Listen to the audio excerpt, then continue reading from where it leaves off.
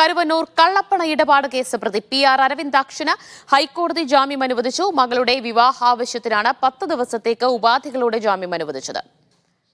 ഷംന അശോക് വിവരങ്ങൾ നൽകും. ഷംന, വിശദാംശങ്ങൾ.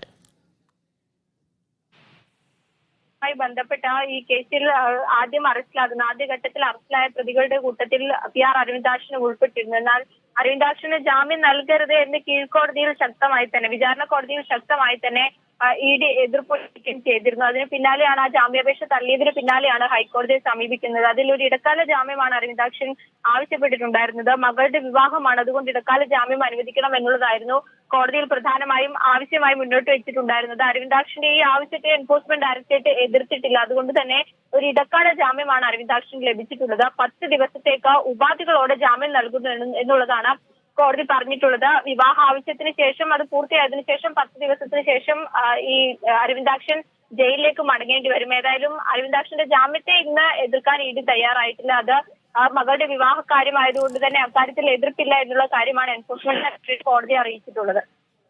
ശരി, കരുവന്നൂർ കള്ളപ്പണ ഇടപാട് കേസിലാണ് പ്രതി PR അരവിന്ദാക്ഷന് ഹൈക്കോടതി ജാമ്യം നൽകിയിരിക്കുന്നത്. മകളുടെ വിവാഹാവശ്യത്തിൽ പങ്കെടുക്കാൻ വേണ്ടിയാണ് ജാമ്യം നൽകിയത്. ഷംന അശോകാണ് വിവരങ്ങൾ നൽകിയത്.